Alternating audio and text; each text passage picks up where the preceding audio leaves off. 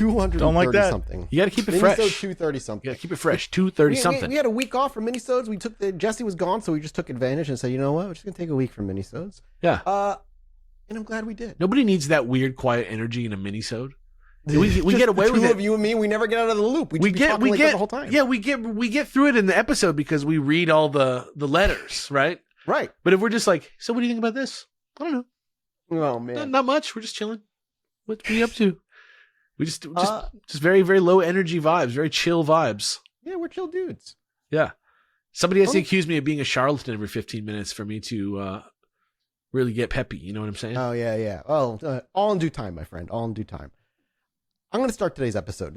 I want to knock this topic out because I know people are curious about it. They've asked about it. Hell, Jesse sent a text about it. Oh my God. We got to talk about Lue Elizondo and also what happened today with Lue Elizondo, which happened about an hour before we started recording. I have no idea what happened with Lue Elizondo. This is insane to me. Is he alive still? Just prepare me for he's this. still alive. Okay, thank God. So Lue Elizondo, the real straw that broke the camel's back for me was his chandelier incident. I don't know if you remember the chandelier incident. The chandelier here. That what it was he was doing one of his little presentations, and he was showing a photo, and somebody in the audience took a photo of the presentation photo. You know, it got sent out, and basically he showed it off as like a mothership or something, and their photo was just the reflection of a chandelier in the window that they were shooting through. Like all they had to do was turn the brightness up a little bit, and you could see like the little chain and all that other stuff. Lou then came out a few days later, super apologized, says, I need to do better vetting. The person who, I trusted the person who gave this to me. I shouldn't have. Basically pushed it off on whoever supposedly gave him that photo. You could just turn up the goddamn brightness yourself, Lue Elizondo, and do a basic test to see if it's a real fucking photograph. It's not hard. So, come this congressional roundtable. It wasn't a hearing. It was a roundtable, which is just like a discussion. And he presents another photo that he goes on to claim that says a pilot gave it to him like a couple hours before the roundtable, supposedly. And as he shows it, he's supposed to be like this. If you take the photo at his description, it looks dope. It's an enormous fucking UFO that's hovering over like farmland, like huge, like nope vibes. Size. Yeah, like nope vibes. Enormous. Yeah. But even when I saw the photo originally, my first thought was that looks like a farm area. Like that just looks like a farm circle, and then another one. And the internet took about an hour before not only did they pinpoint exactly where it was, but that from the same angle, a colorized photo, it's just circles where crops are grown. So embarrassing, dude. Not only is it embarrassing, but like you fuck up that one time, like you've already lost a ton of people, but you get like one more fuck up at best. You would think you would tighten your vetting if he's being honest. It's about like, are you? At this point, it's like, are you a scammer?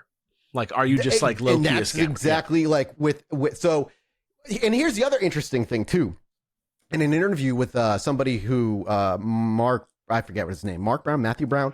He's the one of the whistleblowers that kind of blew the whistle on Immaculate Constellation, which ended up actually might being real, which is crazy. Point is, he talks about like in the back end, he's like, there are certain names you say that if you say them, you are like persona non grata, you get fired. Lue Elizondo is not one of those names. You can talk about Lue Elizondo all you want. Grush is one of those names, apparently. Point being, he fucks up this. He just shows this photo. It's clearly a farmland, and he got a lot of shit for it. He made a YouTube apology video. That's how you know. Like he fucking he fucked up.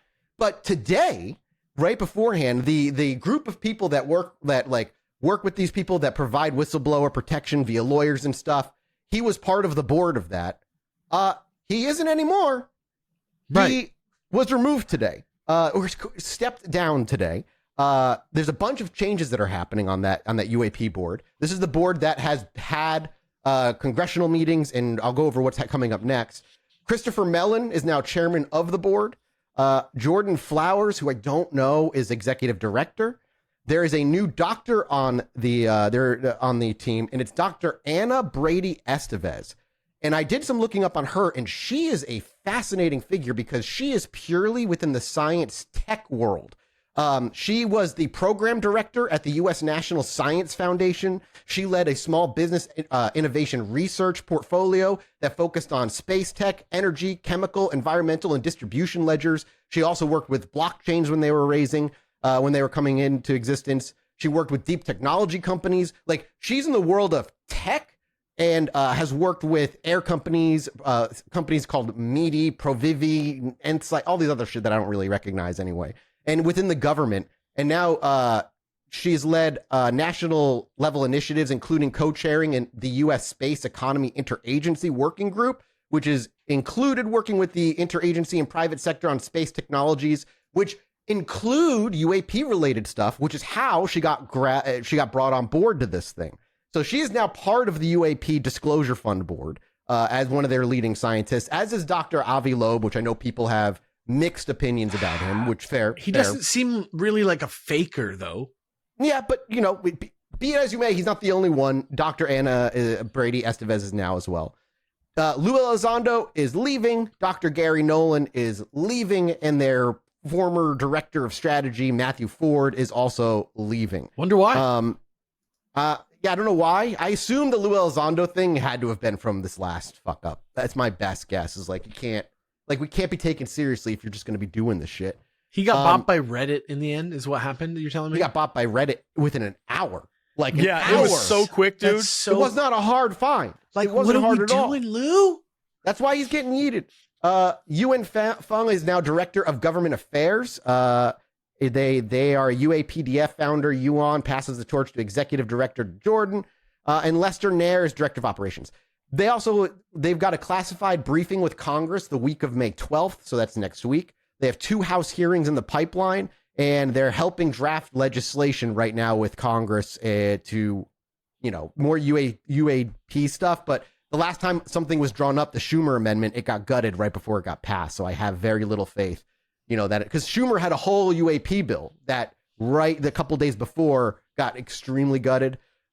So I just want, you know, if people didn't know, like the Lue Elizondo thing, the chandelier thing was it for me. This is not a surprise, watching the UFO subreddits melt down.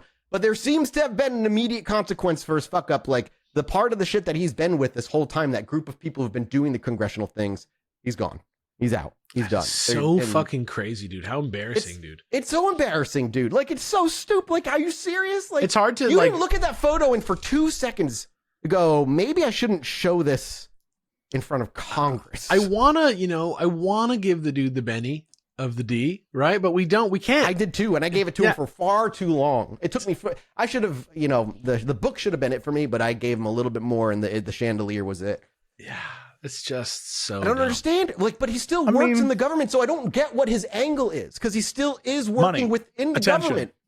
He just might be fucking annoying. Maybe. Yeah, he just might just be like a guy who wants to be involved with aliens. It might be Occam's razor as that. It might literally be he loves the attention that comes with this shit. I would assume that's the case for, like, the biggest, like, it's insane. It's insane. Funny thing for me is, like, we exist in a world where conspiracy theorists are like, the government is up to something. They're always lying to us.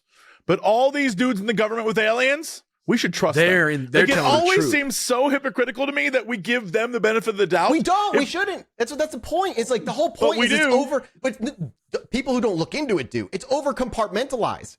Everybody does it. Like, everybody's coming out is like has their own piece, and then there's Lue Elizondo, who is like, even the FOIA document request out of Green Street, the Black Vault. He's like, I'm so confused as to who Lue Elizondo was in the ATIP program, because he has 2 different pieces of paper that say 2 different things. And I don't understand. Yeah, it might be at this point, like, I don't know. It might just be the attention. Like, I don't understand. I think it's mostly the attention. Yeah. But it's nuts. So, you know, as always with Lue Elizondo, you know, you take it with a grain of salt. Now, I just say, if you still put any faith in that man, then, like, you're a lost cause. Like, there's not, like, even the paperwork, if you do the digging, leads to very quick dead ends on Elizondo, as opposed to, like, more interesting, like, things like the Rendlesham Forest incidents and other things that you can actually, like, go through. So Lue Elizondo's out. Done. He's out of that fucking shit. They got a new doctor on board. The game is up, Lou. A tech scientist lady who's on board now, and a few other people that I don't know much about yet, but I'm just glad he's not going to be in those congressional hearings. Maybe he wants out. He won't be there. Maybe he just wants out. Maybe he was like, you know what? I'm just going to do 2 big boners and then I'm out. And then I'm free. I find it, here's what and this is just like, here's the Mathis conspiracy thought I will leave people with as we move off this topic. It is fucking interesting that Lue Elizondo can come out and say all this shit on all different podcasts, talk to government people, go to congressional hearings, be able to host a tour for his book.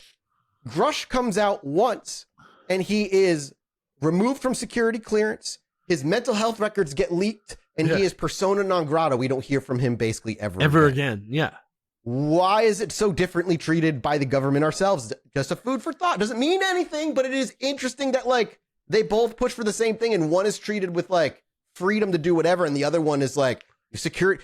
Grush's security clearance had only been restored about a week ago. I was reading from somebody on Reddit that they thought that maybe it wasn't about aliens for Grush really so much as it was about like shining a light being on hidden. Like something else that he really specifically wanted to point out that like he's not saying because he wants the publicity of saying UFOs are real, and that like the inquests will reveal that or something like that. You know, this other that's thing. A very weird kind of like angle to take that. We've only had his one or two, testimonies to read through.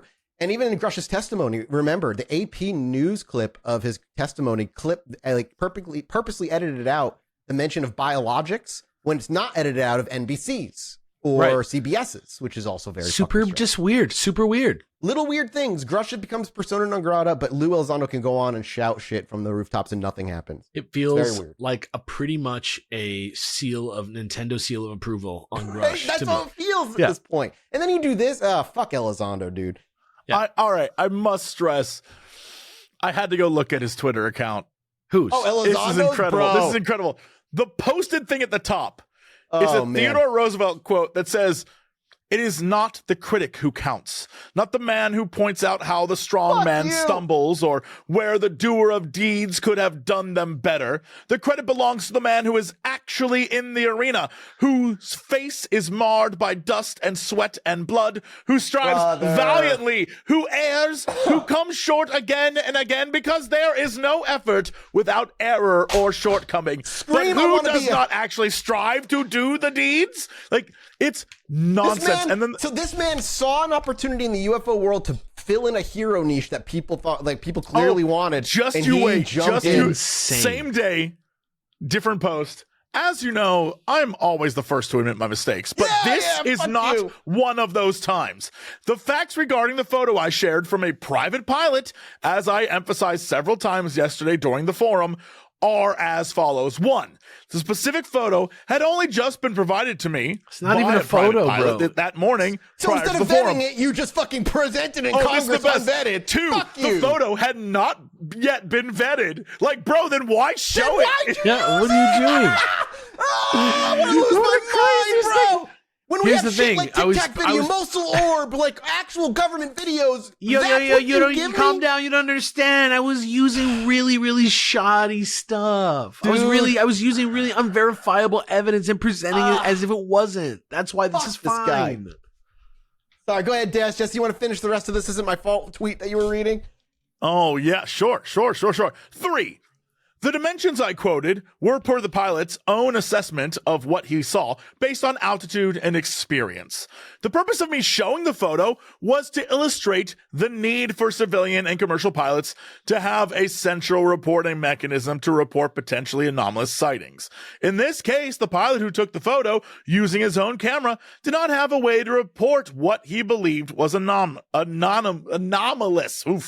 Once again, as I stated during the forum, I only received permission to release it that morning and was only made aware of it shortly before. So why? Not sure how many times I needed to say it, and I will say it again.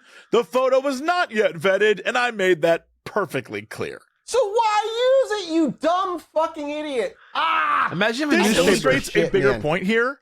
When pilots or anyone else for that matter come out to share what they feel may be anomalous, they're faced with fierce ridicule instead of productive dialogue. From some of the UFO community, they learn quickly not to ever share again. Imagine the New York Times just published AI images. That's what I'm saying, dude. The ridicule only came after it was vetted and we found out it was so you're telling me a pilot who was flying over a field, looked at the field and said, "That's a UFO." That's what you're trying to sell Calm here? down. We didn't check. The ones who were screaming about instead of discussing respectfully, as I had hoped, missed the entire point of the photo and are not helping other pilots in the future from coming forward. It keeps going. It's your fault, guys, not me.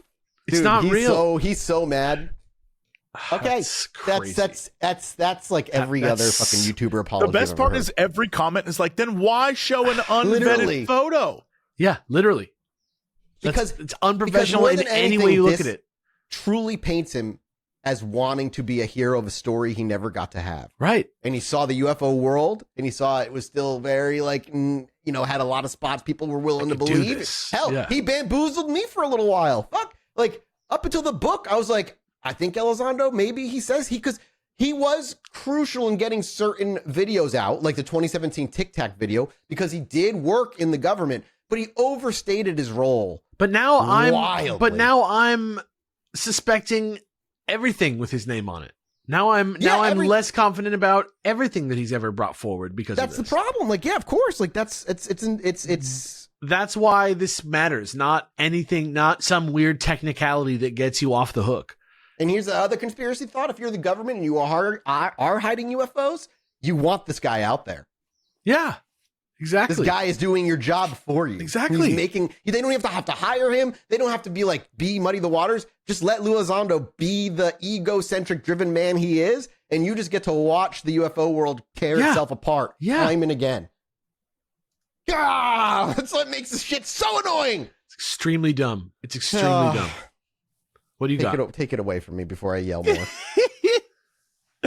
What do you got? Somebody else, go. I'll give you something good. Yeah. Something a little fun. Down to earth, we'll say. Okay. So down to earth, it's slithering. Oh. Snake bites. Oh, this motherfucker. Are one of the most terrible things out there. And treatment for them is equally as bad.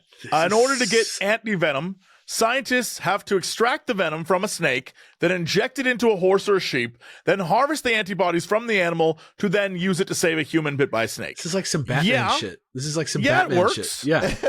And it costs a ton. It's also region specific to the snake, right? You have to use the anti-venom for the venom. And potentially, based on the fact that they have to stick it in an animal first, the antibody could give you some alert reaction to the animal.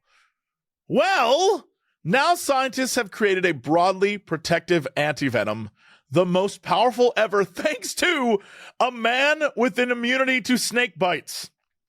That's now, awesome. If you're wondering, how did this man learn he was immune to snake bites? Well, he didn't, because he did it all on purpose.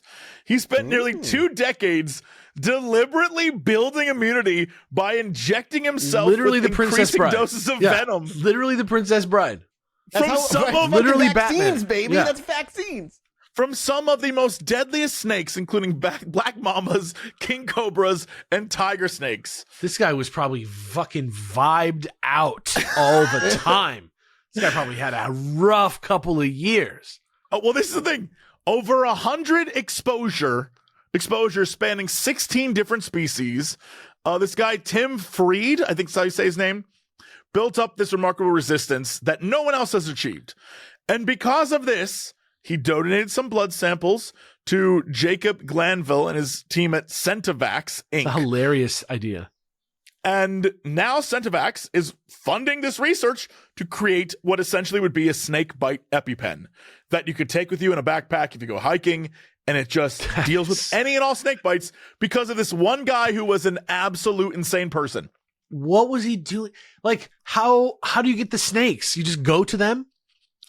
Dude, I don't know. I don't know if he was like, hello? Let me go to the zoo. How many will you let me bite? Yeah, how many will you? Yeah, imagine he had to get some of the venom, and then, because you couldn't do a full snake bite. No, I guess you could. You'd have to do venom. So he's milking the snakes with the fucking... Yeah, I guess. Like, that's how you would have to do it. Like, I don't know. But I will crazy. say, he's as crazy. So I'm not sure how many people out there are aware of the billionaire who is trying to live not forever. die. Yeah. So he's like cycling in his son's blood. He's like trying all this crazy shit. He was like, there should be a church to the body, to the human. Well, I am convinced this man is absolutely insane.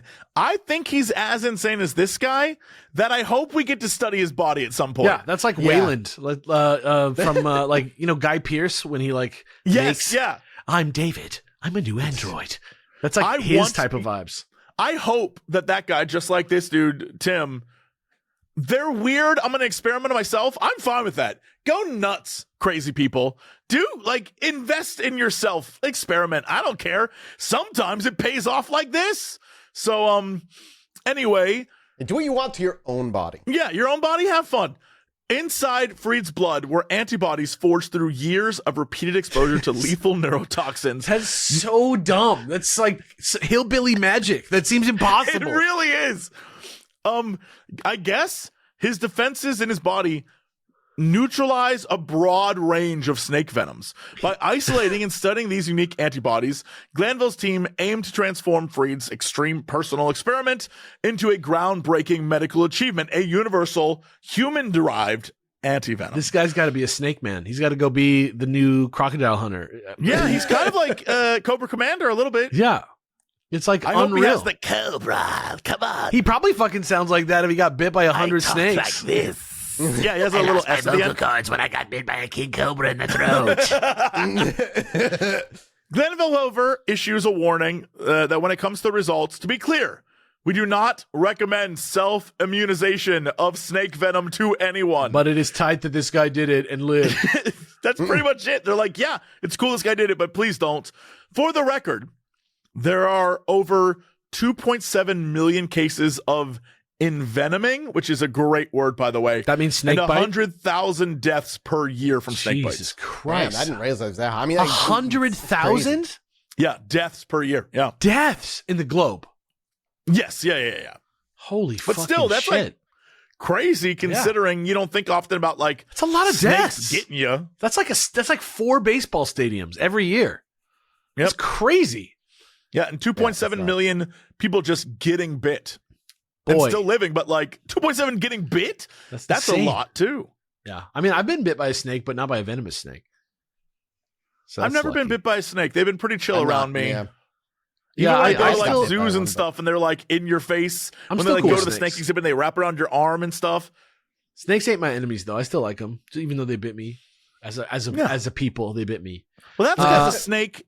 You've only been bitten by snakes that can't eat your ass. Right, exactly. Like if I got like anaconda, dude. Straight Same up thing with Owen sharks Wilson, and tigers. Luke I'm like, Wilson. nah. No, thank you. Anything that can eat me, I'm not a friend. Don't like it. Anything that you can eat John Voight? Friend. Hilariously yeah. so. Yeah. Okay. I'm glad you guys both had big meaty articles. Because mine is not, but it is so fucking weird that I hope you guys haven't seen this because it is the fucking weirdest shit that I've ever seen. Late in the evening in Godfrey in Madison County, sheriff's deputies respond to Tony's ranch house located in the 3300 block of Godfrey Road, Godfrey. In regards to possible discovery of something interesting near the parking lot. And the police said there's preliminary investigations going on, and it's crazy. But basically, there was this woman from Alton who's at the restaurant. She said, quote, "We were just going as a group of friends to get some pizza." And that's one of the 2 sentences that she's quoted in this entire article. She says that she got out of the vehicle. She noticed what she thought was dropped food. And her friends were in front of her heading into the restaurant when she had to get their attention to go back. And she said, "I thought someone was doing a prank." Basically she called the cops, and she said that she thinks she found a human foot in the parking lot, and the cops investigated, like I said, and it turns out that it's not human, but I don't know what it is. Here you go. You tell me to describe it to the people, and just Whoa! let me know what you think it is. Okay, it looks like a monkey paw. Oh yeah, it kind of looks like a human foot almost. Yeah, she says she thought it was a realistic prop, but man, like you can click on it, you can get a little higher res. I just don't know what I think. It looks like a little beef jerky monkey foot. It does look kind of gross. But there's like some kind of weird like tendon situation going on. I really don't know what I'm looking at. A dog's foot, maybe, like just really dry. Wait, so that's the full story? We don't know what. There's no follow-up? They're like, it looks like a foot, doesn't it? But let me tell you, it's not human. That's the story. I hope there's a follow-up one day. This is why I always Listen. complain about this, and I'll continue to complain about this. Yeah. Media, news media, you're failing us. No one's asking questions. I know. Maybe they need to get tested still. Maybe this is like on the day reporting. It's not. This is from April 26th. Hold on. We've Let had me- let time. me- Surely let me someone take- would answer. This is like we were talking about those dudes who died in the hospitals, and there was just never any follow-ups. And it's like, what do you mean? No one Right. investigated ever? Here, let me end today's minisode with something that literally came out 10 hours ago. That has some synchronicity with at the folk magic episode. Okay. And we talk about consciousness. Sure. So in quantum mechanics, when there is an atom, it is in superposition, meaning it's in multiple states at once. The probability of each of those states is different. The thing that causes something to pick a state is measurement. But Right. that doesn't mean observation by us. It means something that it could literally interact with another atom, and that's called decoherence. But it causes them to interact, so they have to choose a state, and that's what happens. And then decoherence kind of can ripple out like a butterfly effect, right? And that's decoherence in quantum mechanics. Whoa. However, today, a study was released where they were able to image atoms in a unique way. Usually the way they image atoms is like a cloud of atoms. It's the only way they can really do it, and they're already kind of interacting in that way. But via laser and a weird freezing method, they were able to freeze and basically take a picture of these atoms in their natural state without them being in a cloud, specifically the boson ones. And what they learned is that a theory proposed in the 1920s is actually true, where the boson particles were interacting with each other in groups, but in groups were still acting as though they were a wave. So, and they were kind of grouping together and then becoming a superposition in a group, meaning multiple of them then take on all states at once while they are in like a lattice grid formation. Fucking wild. So yeah, like atoms can come together and then as a group then take on wave-like properties as though they were a singular atom in a superposition state. Did that make any sense for you? I have no idea what you just said. What do you mean? I feel like I was like halfway grasping it, and then you lost me like in the last like five sentences, 5 phrases. So yeah, basically what they learned is that when in their natural state not being measured or observed, boson particles, which is the particle they were measuring, Right.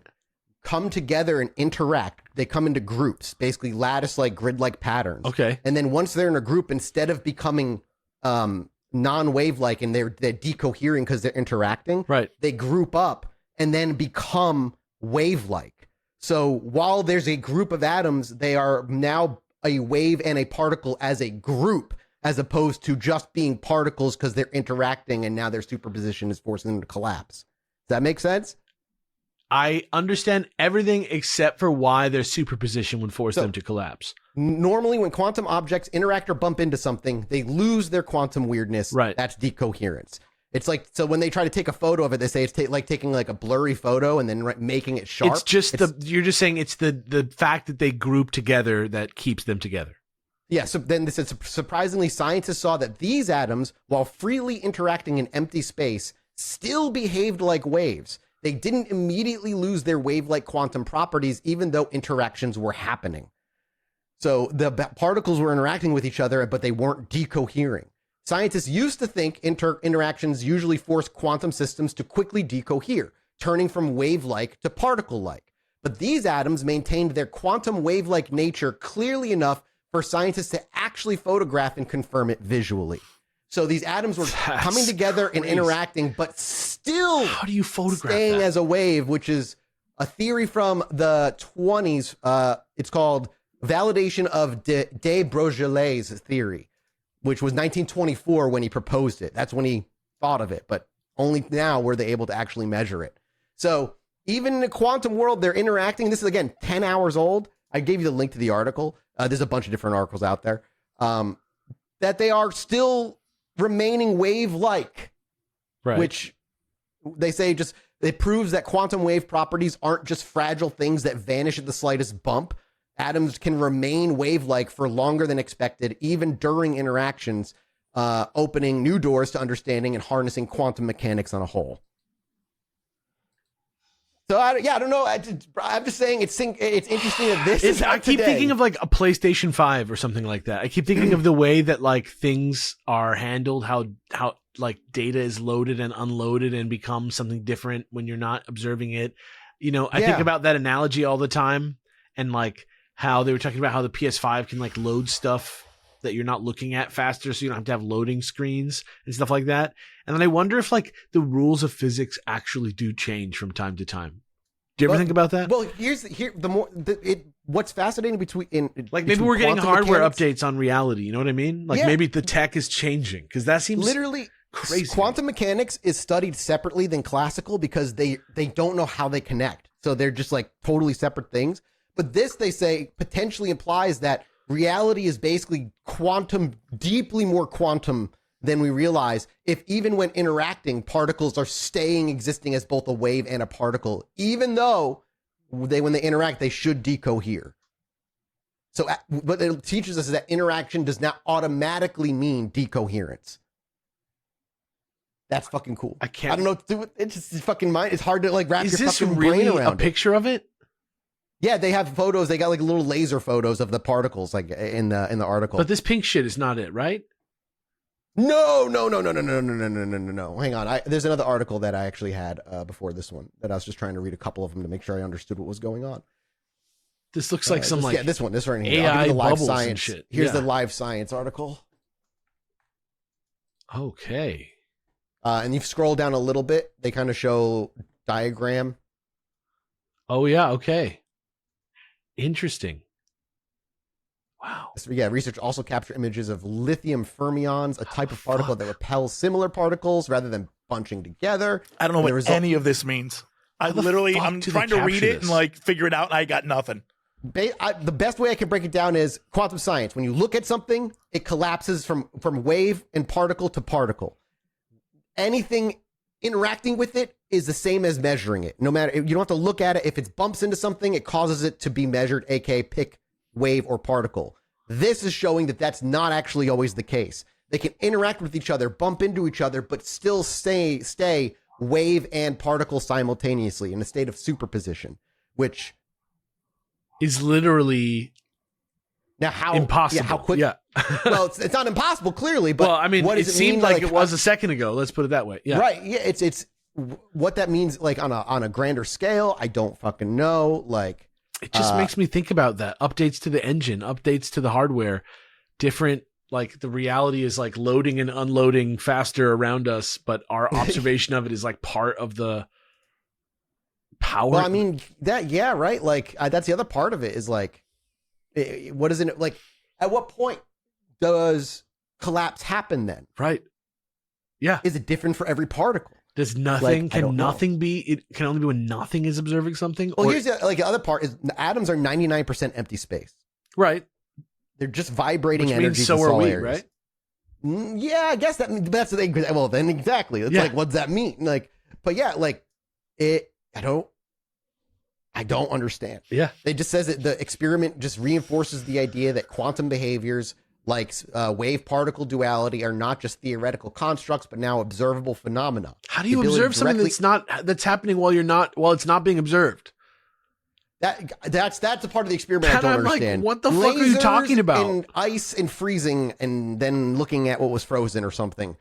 I don't know how they did it. I truly don't understand how. All right. But fuck, dude, what a day for that to come out when we're talking about that stuff on the episode today. Bends my mind around. That is so crazy. Yeah, exactly. Like that's what I'm saying. Let me go to this. Is magic just science we don't understand? Magic is so wrong about the world right now. Still, we are so wrong. Yeah. It was only last year we discovered that the universe isn't expanding equally in all directions. Did you watch QI? Did you watch that show QI?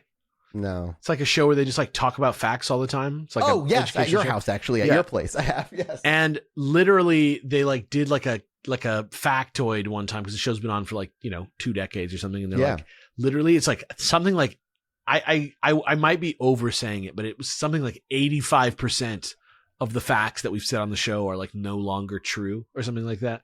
Like that's it's like it's like an insanely high amount of facts just constantly are being like edited, changed, like reviewed and reassessed. Like it's unbelievable. So I don't know. Yeah, that's again the fact that it now shows decoherence isn't instant. what the fuck does that mean and how high, I don't know, man. It's crazy. Mark Cerny, dude. The more we learn about quantum mechanics, the more the world feels magical in a weird way. In a weird truly, way. Actually, I can use symbols and control it more, based on what it is. You become Doctor, dude. If one day you become Doctor Strange, what you're saying sounds more like the right? astral plane than it used to. You know what I mean? I don't know. It's weird, man. Yeah. It's just weird. It's cool. It's weird. And this is what I meant by magic and science are maybe a little closer than we thought. What I meant was that foot looks like a foot, but it's if everybody thinks it's a foot, then it is a foot, right? You know what I'm saying? That's true, though. You're right. You're right. Yeah. Thank you all so much for listening, Jesse. You look like your mind is I've been trying to read this, and I just it's. I understand what the words are saying. Yeah. I understand what the words mean. You know what I mean? I understand the words. I just don't understand. Very rarely do you, Jesse, get completely blown out by a fucking a that's quantum fucking thing. Usually you're the trippy one that's as doing hell. it. That is trippy as hell. Well, because I'm trying to understand it, because I always feel like we go into the quantum stuff oh yeah, but really then I'll see online these guys don't understand this at all. So I'm really actively trying to understand. And I've got to be honest, this time I'm I don't think I get it, but I understand what they're saying, but I don't get it. I'm gonna pass this along to Big Mama Chunk in our Discord, because she is an actual scientist, and she always calls me out on when I don't think. She led me to learn about decoherence. I'll just it's very fascinating stuff. I'm very curious what they'll think. I'm happy to be educated me too. vicariously by any means. Yeah, I really appreciate the people who've taken the time to make a very informative video at our behest. Me too. That's always wild to me. So yeah. All right. Anyway, that's it for our minisode. Jesse, we'll return to you in a week and see if your brain is healed. Thank you all so much for your support here at patreon.com. Oh, and according to the quantum world, you're both supporting us and not supporting us at the same time. Some of you are listening to this in the future, and some of you are listening to it in the present, isn't it? And the past. Yeah. Whoa. See you next week. Goodbye.